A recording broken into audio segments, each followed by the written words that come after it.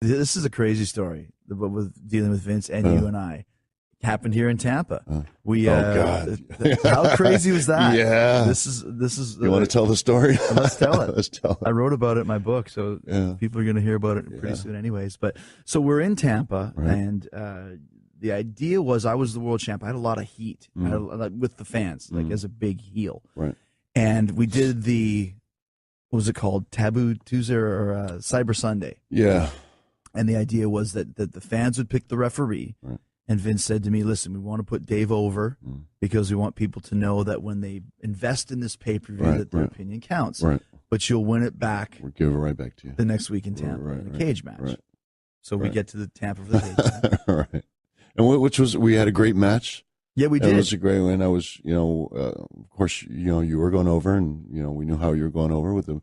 And I just thought, this was a point where we weren't shedding blood anymore. Yeah, we're PG, and I just didn't want to hear that because it made no sense to me, especially when there's a title match involved. And yes, I was just still, it was still instilled in me that when you get hit over the head with a metal pipe, you bleed. Because we were in a cage too. When we were in a cage, it was like, it just made sense. And so I decided. Yeah, the finish was that I had some kind of a brass knuckle or a pipe on top of the cage. Yeah, it was a pipe that you reach off the top of the cage. And you were going to powerbomb me off the top rope, but I grabbed the pipe and hit you with it. Yeah.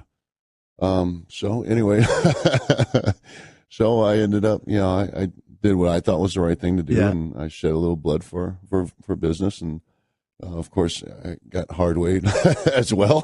So I think we tried to mask it as being hard weight. Yeah. So I'm just kind of bleeding all over the place.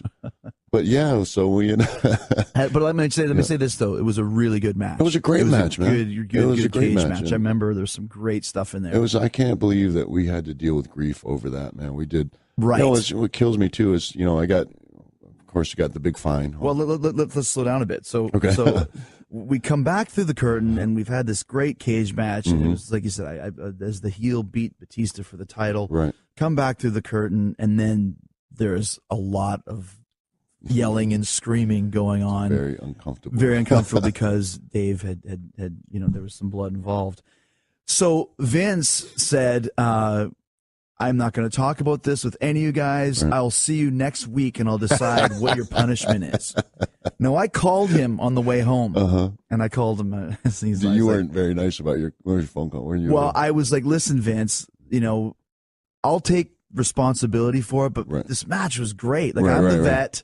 And he's like, shut up, F off. I don't want to talk to you. I'll talk to you next week. Go F yourself. But the call was 18 seconds long. That was it. Boom. So we have a whole European tour. And we got to worry about what's going to happen on Monday. Oh, man. So do you remember Monday? TV finishes, and they lead us into an office. Yeah, so... so they've got this monitor set up in front of a mirror, and we're sitting down like three kids in trouble with Vince pacing behind us. Yes. He has like a toothpick in his mouth. Yes. Is it me, Dave, Dean, Dean Malenko, who was the producer of the match, and Mike Chioda, who was the ref. And Johnny Ace. The Ace was in there, right? Yeah. So Vince is pacing back like the detective, and we're being interrogated. Yeah. And then they start playing the playbacks in slow motion with the highlights, like it's a space, like the alien. Yeah, real UFOs. Here's the UFO, and they show the little white circle in the right corner where you're supposed to look to see where the UFO is in the sky. Right. That's what they had around Batista's hand and Batista's forehead. And slow motion. Yeah, slow motion. We know what we did. We know what we did. What's the consequences? Do you remember there was a camera angle from like the back of the arena that I'd never seen before? No, where did that camera come from? It was like a secret, like that. That's why it was Big Brother. It was the Big Brother camera. It was. Yeah. You never pick your nose in the arena because someone's always filming you. Right. So yeah, they like Dave just said over and over again, slow motion. Here it is one way, and here it is another way, and here it is another way, and it's like you said, we get it. There's blood involved. We did it. Now, you had told me earlier in the day that I'm going to get some blood, get some color. And I said, listen, man, whatever you want to do, just, whatever. Right. And I didn't really get much more into it than that. Right. So I kind of knew, but didn't really know. Yeah, and it shouldn't have fallen on you. And it was kind of, it was my choice, and it was me kind of being rebellious. I knew we weren't supposed to do it, but to me, it just felt like the right thing to do, and I was really kind of little bitter about the way the direction we were going with the company. I wasn't on board. I wasn't a part of the program, and so I was being a little rebellious. And I knew I would get consequences, but I thought I would get the consequences, and I didn't think they would be as harsh as they were. So Vince is there, and he's like, "I could fire you, but that would be too easy." Yeah, right. So he said, "Tell him what he said." And he starts passing out fines, and I think did he give you guys first?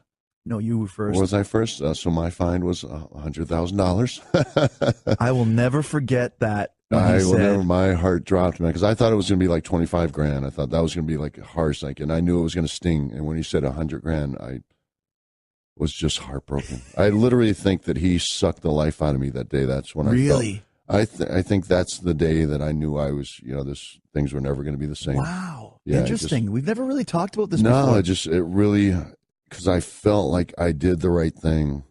And I felt like I did what was good for I did the right thing. I did what, it was good business. This was the stuff that was instilled in us that we were supposed to do. This is what makes our business special. This what makes us a brotherhood. We do this for our company. We do this for our fans. And he just literally sucked the life out of me by punishing me for doing that. It broke my heart. It broke my heart. Yeah, I like I said, we've never talked about this, and that really, I couldn't believe when he said that. Yeah, I couldn't. 100 grand, and I honestly, from my perspective, he came to me next, and it was like the angel of death, like in Jericho, because he said, and none of you even called me, and I was like, I called you. Yeah, you did. You did. He's like, well, not even called me, but you. And so when he was handing those fines, I think I would have. I don't know if I would have got the 100, but I think I would have got. But he ended up. He's like, and you $5 grand. Right. And I remember I almost started laughing, like $5 grand. Like, what are you smiling about? Nothing. And he fined Dean $5 grand, which, those guys will make a lot of money. That hurt, man. Hurt Dean, and then Kyoto $5 grand too. Yeah. And like I said, man, I will say this, as man to man, gained so much respect for that day because you paid everybody's fines. Yeah, but all of ours. What really broke my heart is Dean, because he was the one guy. He knew nothing about it. He literally knew nothing about it. He knew nothing about it, man. And Vince was on his case, like, you should have known. You should know about these guys. Yeah. Like, how would he know? That really sucked. That really hurt, man. Because Dean's a good dude, man. Great guy. He didn't deserve and he that. didn't know. He had no idea, man. He got punished, and I felt like I stabbed him in the back, and he didn't deserve it. It really sucked, man. And like I said, that's probably the biggest fine I've ever heard of in my life. It was so ridiculous, man. And it was to prove a point. And it was just, it really did. It broke my heart, man, because I just felt like that was, I did what was right, man. I got punished for it, and that hurts too. I mean, I don't care if you're Donald Trump. 100 grand is that's a lot of money. I don't know.